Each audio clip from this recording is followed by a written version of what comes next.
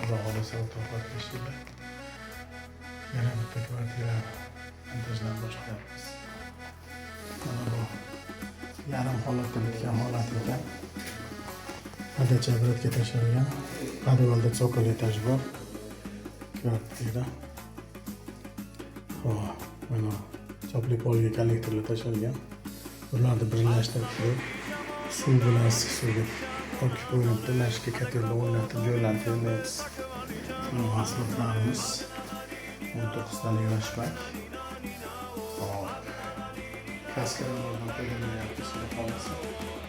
Plastik firmasi. Plastik mahsulotlardan foydalanyapmiz.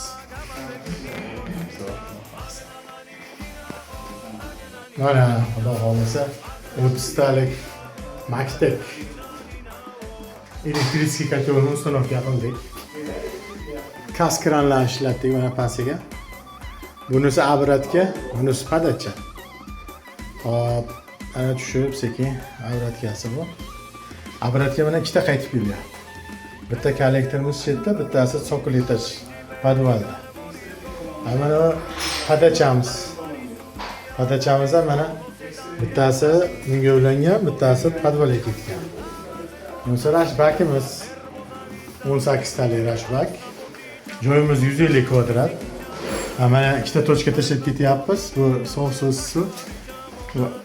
Yana bitta mana ikki kotel o'rnatiladi. O'rnini tayyorlab qo'ydik, gazli. Tayyor.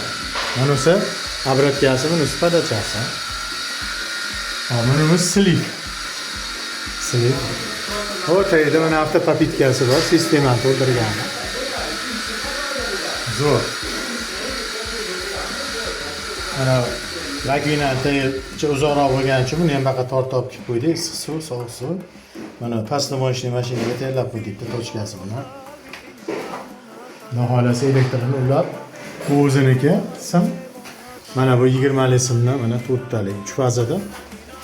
Xudo xolasa o'rnatib ishlatgandan keyin bitta anaqasini ham obzorga tashlayman.